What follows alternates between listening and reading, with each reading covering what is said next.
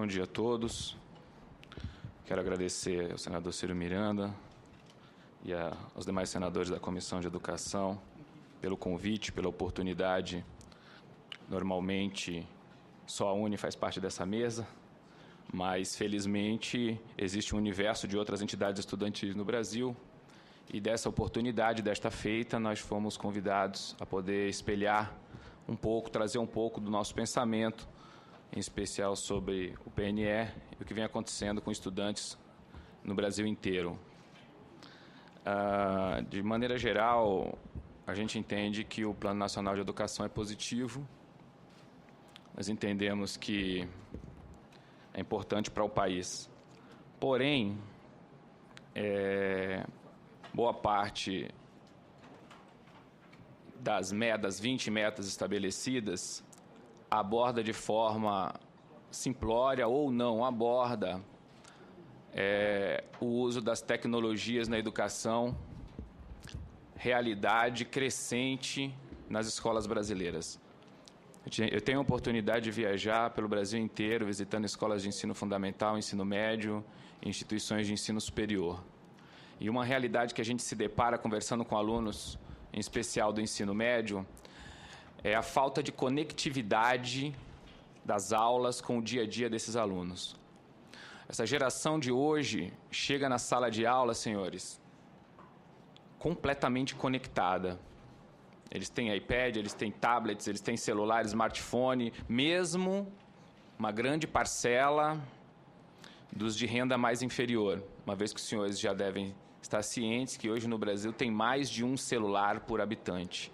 Então, essa nova geração que tem acesso a lan house, tem computador, que tem computador na escola, que tem smartphone, tem um acesso muito amplo à informação que está disponível. E essa geração pensa de maneira diferente da minha geração, de maneira diferente das gerações anteriores. O que a gente vem percebendo é uma dificuldade muito grande dos professores, dos gestores, dos políticos de maneira geral, do Ministério da Educação, das Secretarias de Educação, em entender essa nova geração, em lidar com essas novas tecnologias, de modo a melhorar a qualidade da educação no Brasil. As aulas são, de maneira geral, entediantes, desconectadas com a realidade dos estudantes. A gente sabe que isso tudo tem uma série de fatores, mas o descaso pelo uso da tecnologia que a gente vê participando de audiências pelo Brasil é gigante. E, me atentando ao PNE que estamos discutindo, percebo que estamos planejando a educação brasileira para os próximos 10 anos e estamos deixando de lado praticamente o uso das novas tecnologias. Estamos indo na contramão do resto do mundo. Isso é bastante preocupante, bastante preocupante. Um fato, talvez, do Ministério da Educação, talvez parte do Parlamento, ainda não conseguir entender a importância dos novos recursos tecnológicos na vida dessa nova geração que já está na sala de aula. Imagine daqui a 10 anos como será, e os senhores compreendem bem, porque boa parte dos senhores tem filhos, tem sobrinhos, tem primos e convivem com essa realidade. Assusta e preocupa bastante.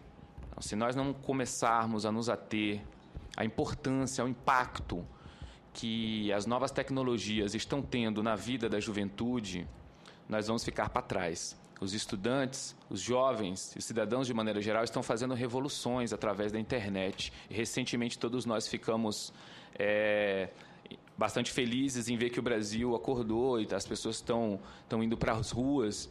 E devemos, de certa maneira, compreender que a internet e as novas tecnologias têm e terão um papel fundamental na transformação da mentalidade da juventude e, certamente, na transformação do país através da educação. Então, nós temos que dar mais destaque ao uso das novas tecnologias na educação, no ensino fundamental e no ensino médio.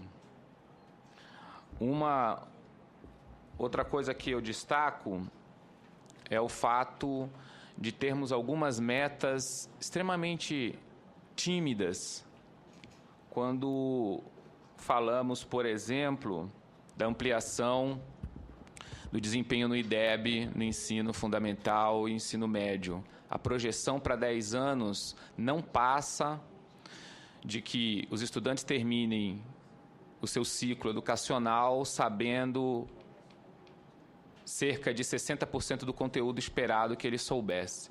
Nós estamos planejando a educação no Brasil, senhores senadores, imaginando que daqui a 10 anos os estudantes saiam das salas de aula sabendo, no máximo, esse é a nossa projeção, no máximo 60% do conteúdo esperado. Isso é um outro ponto que nos assusta, a timidez com a qual nós planejamos a educação brasileira, nós pensamos a educação brasileira. Nós não esperamos que o aluno saia da sala de aula com 80%, 90% do conteúdo esperado, que vai, em tese, vai ser dado. Nós esperamos que ele saia com, no máximo, 60% daquilo que nós gostaríamos que ele aprendesse.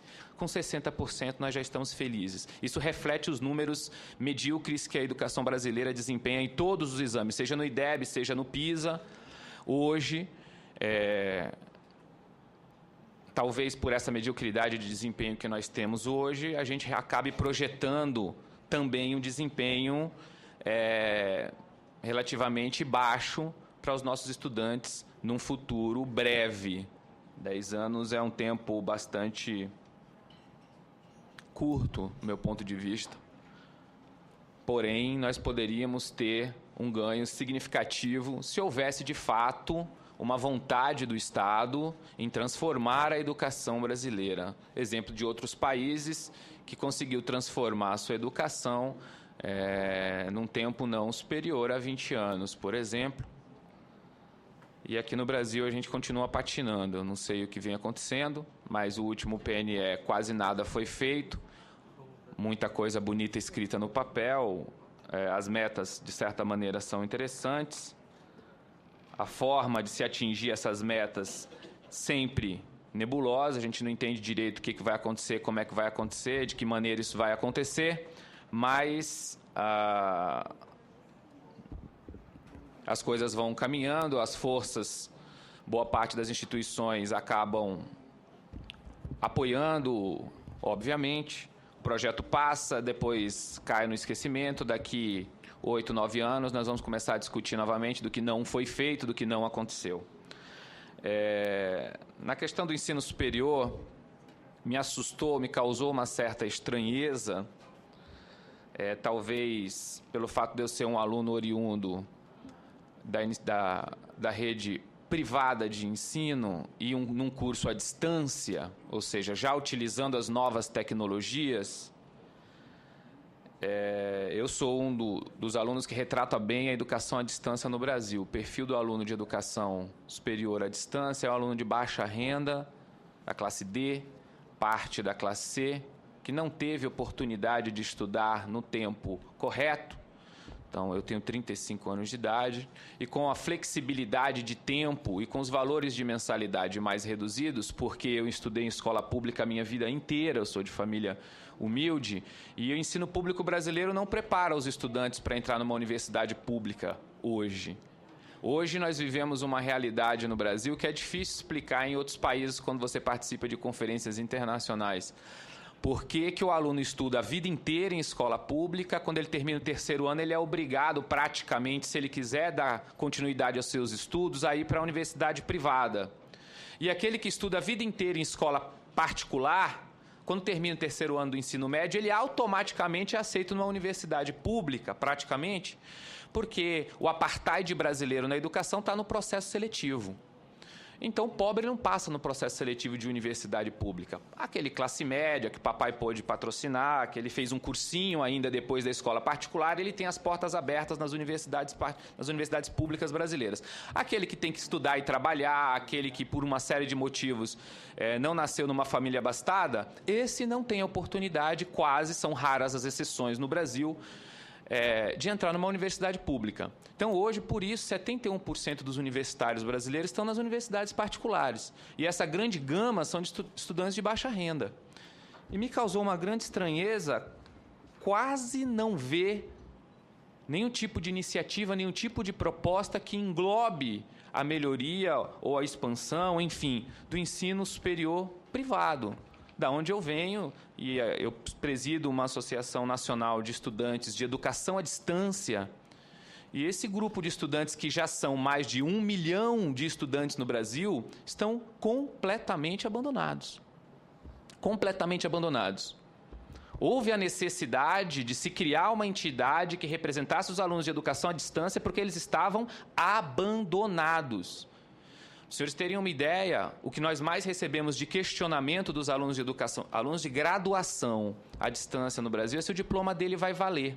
O cara está no 3º ano de administração de uma faculdade e ainda não sabe se o diploma dele vai ser aceito no mercado de trabalho. E o que causa estranheza nesse estudante? Questões como, por exemplo, o FIES. Porque o governo federal ele incentiva bastante o FIES. Recentemente tivemos a presidente Dilma em São Paulo comemorando 1 milhão de contratos do FIES. E eu participei, inclusive, de uma audiência pública nesta comissão de educação não há muito tempo, com o ministro da Educação, que estava felicíssimo com a ampliação dos contratos do FIES. Mas, estranhamente, desde 2010, uma portaria ministerial do Ministério da Educação proíbe qualquer destinação de recursos do financiamento estudantil para alunos de educação à distância. Estranho isso, porque o perfil do aluno à distância, eu falei para os senhores há pouco, é o aluno de mais baixa renda. É o cidadão que não teve a oportunidade de entrar numa universidade pública, lógico, isso é a maioria, mas aquele que não teve a oportunidade de estudar quando teve seus 18, 19, 20 anos. A média de idade na educação à distância é 31 anos de idade, o cidadão já tem filhos, ele está buscando a melhoria da qualidade de vida dele através do ensino superior e encontrou na educação à distância, educação com uso de tecnologia. Eu particularmente não gosto desse nome de educação à distância, porque para mim ela aproximou, ela trouxe a educação para mim que estava excluído do processo. Ela tirou a distância da minha pessoa para a educação.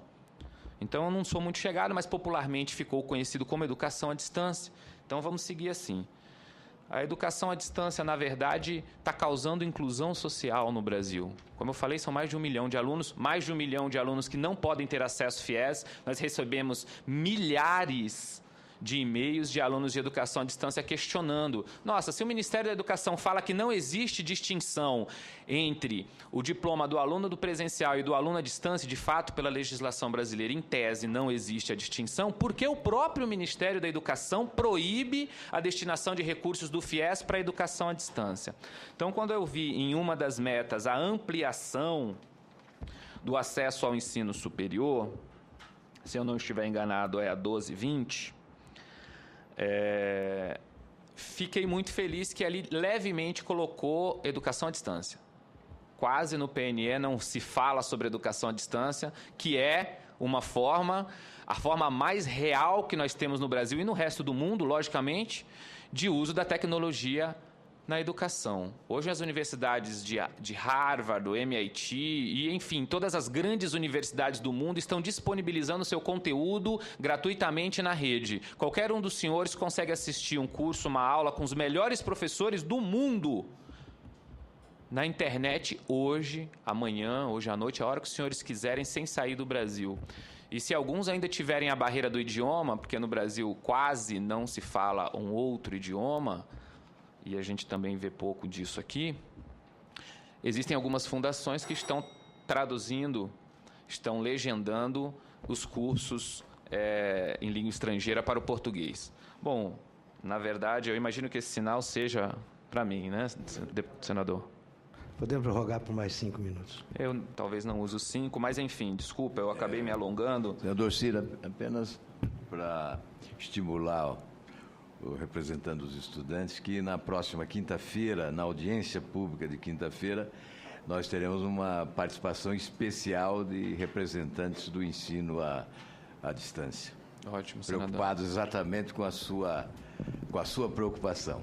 Exatamente, Ótimo. por ter notarmos que no PNE não estava contemplando como deveria ser contemplado o ensino à distância, o senador Álvaro Dias, que é o relator, se preocupou com isso e nós vamos ter na quinta-feira uma audiência pública voltada para o ensino à distância. Nossa, ótimo. Eu já, com essa fala, já me senti, inclusive, bastante atendido nas reivindicações, mas eu peço desculpas do desabafo aqui, mas a gente convive com uma realidade muito diferente daquela que é vendida nas propagandas, daquela que é vendida por alguns grupos aqui no Brasil. O dia a dia não é fácil, o dia a dia é complexo, a gente encontra pessoas querendo realmente melhorar sua qualidade de vida, querendo ampliar sua renda, e tenha certeza de que a transformação pessoal vem através da educação, consequentemente a transformação do país, porém o apoio ele é raro, é escasso, viu, senador? Então, agradeço bastante a oportunidade de, na próxima quinta-feira, certamente estarei aqui para acompanhar